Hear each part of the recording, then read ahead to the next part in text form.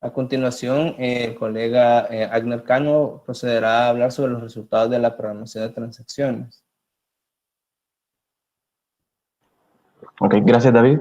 Muy buenos días. Vamos a hablar con un pequeño resumen sobre los resultados que obtuvimos a través de la promoción de energía o predespacho. Nos vamos a enfocar únicamente a los contratos, pues fueron los cambios que establece la resolución 50-2020.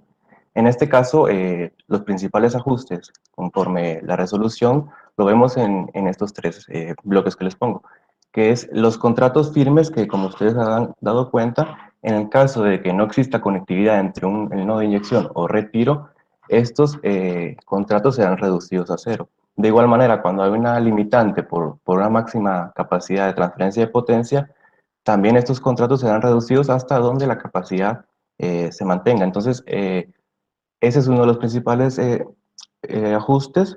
Aún tenemos también en los contratos no firmes, pero en estos son únicamente con los contratos no firmes físico-flexibles que no poseen oferta de pago máximo y que tampoco poseen una oferta de flexibilidad asociada. En este caso, cuando esos contratos compiten con un contrato firme, son reducidos directamente a cero. Otro aspecto importante a resaltar es que en el formato FC01, con el cual los OSOM cargan la declaración de contratos, fue modificado. Esto porque la resolución 50-2020 deroga el resuelve segundo de la resolución 37-2017, que si se recuerdan, este resuelve era con respecto cuando habían un contrato firme y uno de el nodo, mejor dicho, el de nodo de inyección, eh, estaba aislado, entonces no podía entregar físicamente esta energía. Entonces se creó el mecanismo para que el retiro requerido pudiera ser abastecido por una oferta de oportunidad, siempre y cuando el dueño del derecho aceptara pues un cargo adicional por C-C. Ahora, como lo establece la resolución 50-2020, que si no hay conectividad entre estos dos nodos, pues el contrato firme se va directamente a cero. Entonces, este campo de C-C adicional ha sido eliminado del formato para que puedan realizar las cargas. Siguiente lámina, por favor. Con respecto a los contratos firmes que se registraron, si ustedes vieron anteriormente, hubieron bastantes ofertas de derecho y bastantes asignaciones, por lo tanto, de igual manera tenemos bastantes registros de contratos. En este caso se registraron 33. Únicamente, vale aclarar que son los resultados para el mes de enero de 2021 y junio de 2021. Hubieron algunos derechos que salieron asignados únicamente en agosto o únicamente en marzo, pero como las pruebas según el protocolo iban a ser únicamente de los meses de enero y de julio, estos contratos no fueron registrados. Adicionalmente, se envió un protocolo a todos los OSOM y se iba actualizando diariamente para que ellos, en conjunto con nosotros, hiciéramos las pruebas específicas, con esas condiciones específicas, para obtener los resultados que nosotros queríamos probar. De igual manera, algunos OSOM nos enviaron algunas pruebas que ellos querían realizar y también los coordinamos con ellos para que se pudieran efectuar de manera correcta. Con respecto a los escenarios que probamos, o lo que queríamos ver era la reducción de los contratos firmes y la reducción de los contratos no firmes físicos flexibles sin oferta de pago máximo y sin oferta de flexibilidad. Para esto consideramos limitar algunas restricciones de transmisión, aislar algunos nodos. Eh, en algunos países pues reducíamos la importación total, en otros reducíamos la exportación total para ver el comportamiento después de la ejecución del predespacho regional. Siguiente lámina, por favor. Aquí tenemos unos pequeños gráficos que vemos sobre los contratos firmes específicamente. Si pueden ver en la gráfica arriba a la izquierda, vemos la cantidad de contratos firmes que se registraron y fueron verificados. ¿Qué quiere decir esto? Que a pesar de que algunos fueron ofertados, pues algunos resultaron con inconsistencias, entonces esos ya no pasan al proceso del predespacho regional. Entonces en este caso solo miramos los verificados. Eh, si ven ese número, por ejemplo, del 29 de septiembre, 168, significa que es la sumatoria sobre cada contrato firme sobre el periodo. En este caso, sumamos los 24 periodos y tenemos el total de los 168. Como pueden ver, entre el 29 y el 30, que eran los contratos que ya estaban asignados para este mes de septiembre, la cantidad es menor. Pero a partir del 1 de octubre, que es cuando tenemos los registros simulados de enero 2021 y también a partir del 3 de octubre que tenemos los de junio de 2021, ya estos contratos firmes aumentan. En la parte amarilla podemos ver la cantidad de energía que se estuvo verificando, pasando, por ejemplo, de 200 megavatios hora de 3000 megavatios hora hasta llegamos a un total de 10.000 en el día 3 de octubre. En la siguiente gráfica, a la derecha, vamos a enfocarnos únicamente en los contratos firmes que se redujeron.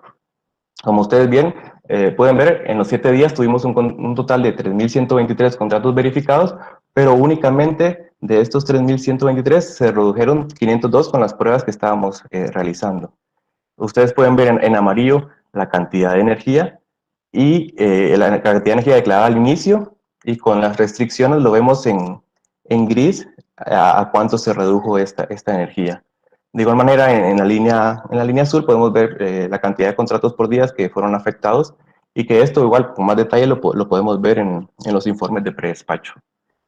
Del total de esos 502 contratos firmes que se vieron afectados, tuvimos que el 38% se redujeron a 0 megavatios. Esto es seguramente cuando restringíamos alguna MSTP a 0, o sea, importación o exportación a 0, o se declaraba este contrato en uno aislado. Por lo tanto, la energía se reducía a 0. El 62% solo fueron reducciones parciales hasta donde la capacidad daba en las MSTP. Por último, podemos ver abajo a la izquierda las restricciones y los periodos que estuvieron afectados. Por ejemplo, al principio vemos los elementos de red. Esto es cuando se congestionaba alguna línea de transmisión o un transformador, y por lo tanto ya no se podía pasar más flujo de potencia para abastecer los contratos. En este caso tuvimos 21 periodos de mercado con esta restricción. De igual manera podemos ver que en 3 periodos de mercado se redujo la exportación total de Guatemala, de igual manera en 3 periodos de mercado la exportación total de Costa Rica, y en 50 la exportación total de Panamá. Se modelaron de esta manera porque, si ustedes se dan cuenta, hubieron más ofertas que salieron asignadas de derechos con esos países exportando. Y hay otros países que fueron los que importaron, que en este caso son Honduras, Nicaragua y El Salvador. Entonces, la importación total de Honduras en 4 periodos se redujo, la de Nicaragua en 24 periodos y la de El Salvador en 17. También probamos, como les mencionaba anteriormente, nodos aislados. Entonces, en 11 periodos de mercado probamos solo aislar el nodo de inyección, en otros solo aislar el nodo de retiro, o ambos. En este caso, pues como ya les comenté, la reducción era a 0. Siguiente lámina, por favor. ¿Qué aspectos relevantes encontramos al realizar estas pruebas? Bueno, con respecto a los contratos no firmes físicos flexibles, la reducción o el detalle de la reducción ustedes lo pueden encontrar en el IRMER 02-2017, que este se encuentra publicado en la página web del EOR. A partir de este IRMER, el EOR realizó una propuesta para la reducción de estos contratos no firmes, cuando competían con un contrato firme por la transmisión. Entonces es importante resaltar esto porque se las había avisado a la CRIE del 2017 y se siguió este modelo. Entonces los resultados que obtuvimos aplicando esta propuesta fueron satisfactorios. Otro resultado importante es que vimos que en un escenario había un contrato no firme físico flexible de retiro en uno aislado, pero este poseía una oferta de flexibilidad de inyección. ¿Qué quiere decir? Que al momento de ejecutar el predespacho había un balance de energía, porque teníamos la oferta de retiro y la oferta de inyección con el mismo valor. Pero como era un nodo aislado, teníamos un precio no representativo en la región, o sea, un precio no óptimo. Y al momento de conciliar estos despachos tanto de la energía física, el contrato no firme, como la energía de flexibilidad, teníamos unas conciliaciones que no representaban lo que en realidad debería representar. Entonces, este problema se está analizando y se va a continuar analizando para ver si la forma en que lo resolvimos es la mejor, o puede haber una manera que se pueda solucionar. Esto sería todo lo de programación de energía de predespacho. A continuación, el licenciado Juan López va a continuar con los resultados de la conciliación.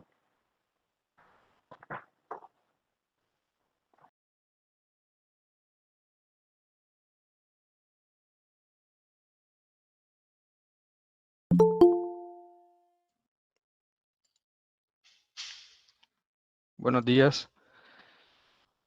Quiero saber si se escucha. Sí, Juan, adelante, por favor. Ok, muchas gracias. Bueno, dentro de los principales ajustes en la conciliación de transacciones programadas establecidos en la resolución CRIE 50-2020, tenemos que el CMORC, el cargo en el mercado de oportunidad regional, va a ser igual a la renta de congestión. Esto siempre y cuando se declare el contrato firme.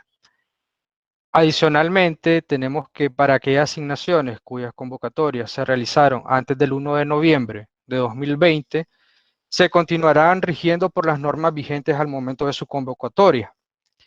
Asimismo, el tema que ya tratábamos, ¿verdad? Y que CRIE también mencionaba en el primer taller que estaba en solución, que ya estaban considerando, es que para el caso de las reducciones totales, no se iba a realizar ningún reintegro para los agentes que sufrieran estas reducciones totales de contrato firme, sino únicamente para las reducciones parciales, en las cuales se recibiría un reintegro correspondiente a un abono proporcional al pago del derecho firme. Ya entrando a los resultados de las conciliaciones de las transacciones programadas, tenemos que para los días 29 y 30 de septiembre, en los cuales se modelaron derechos correspondientes o vigentes a diciembre de 2020, tenemos que las rentas de congestión fueron mayores que los cargos en el mercado de oportunidad regional. Esto porque todavía va a estar vigente la normativa bajo la cual se asignaron estos derechos, ¿verdad? Que indica que las rentas de congestión se tienen que conciliar con base en la energía, con base en la potencia del derecho de transmisión asignado. Entonces, observamos estas diferencias entre las rentas de congestión y los CMORC, tanto para el día 29 y 30 de septiembre, los cuales se ven reflejados en los cargos variables de transmisión neto, se ven reflejados como cargos. Por otra parte, tenemos que para enero 2021, en los cuales se concilian o se van a conciliar derechos previamente asignados y derechos asignados bajo la regulación CRIE 50-2020, tenemos ya un comportamiento más, por decirlo así, parecido entre las rentas de congestión y los CMORC. Esto porque no se presentaron condiciones extremas de restricciones de transmisión, a diferencia de las que se presentaron en diciembre de 2020.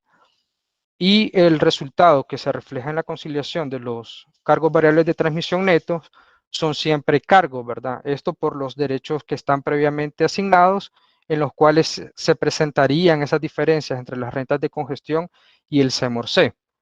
Y por último tenemos las transacciones que se dieron durante los días 3, 4 y 5 de octubre, que se modelan como si existieran derechos asignados en el segundo semestre del 2021. En este caso fue julio.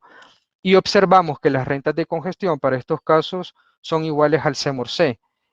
Y se refleja unos abonos para estos casos, para todos los casos en los que únicamente existen derechos de transmisión asignados bajo la regulación CRIE 50-2020, se observan abonos en concepto de CBT neto. A continuación, en esta gráfica se muestran los resultados desagregados por derechos de transmisión. Como les mencionaba, los derechos convocados y asignados antes del 1 de noviembre tienen este comportamiento, ¿verdad? Que las rentas se concilian con base a la potencia de los DTs y el CMORC se concilia con base en las energías declaradas o reducidas, presentándose las diferencias entre rentas y CMORC que son reflejadas en los cargos variables de transmisión neto. Luego, para enero 2021, que serían los días 1 y 2 de octubre que se modelaron, tenemos por un lado tanto los derechos previamente asignados, en los cuales se observan pequeñas diferencias entre las rentas de congestión y los CMORC, pero esto porque no se modelaron restricciones extremas como si se modelaron los primeros días, que fueron el 29 y 30 de septiembre. en los cuales hubieron casos de importación total, por ejemplo, de Nicaragua a 0 megavatios, en el cual existían derechos asignados. Para los casos 1 y 2 de noviembre no se presentaron estas condiciones extremas de restricciones de transmisión. Sin embargo, siempre se presentan las diferencias entre las rentas de congestión y el CEMOR-C.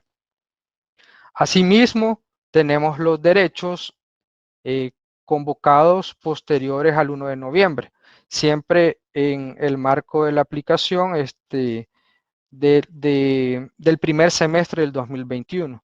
Y observamos pues que las rentas de congestión son iguales a los cargos en el mercado de oportunidad regional. Y ya para el segundo semestre del 2021 tenemos que las rentas de congestión siempre, ¿verdad?, van a ser iguales a los CEMOR-C porque van a estar conciliadas con base en la energía declarada o reducida de los contratos firmes.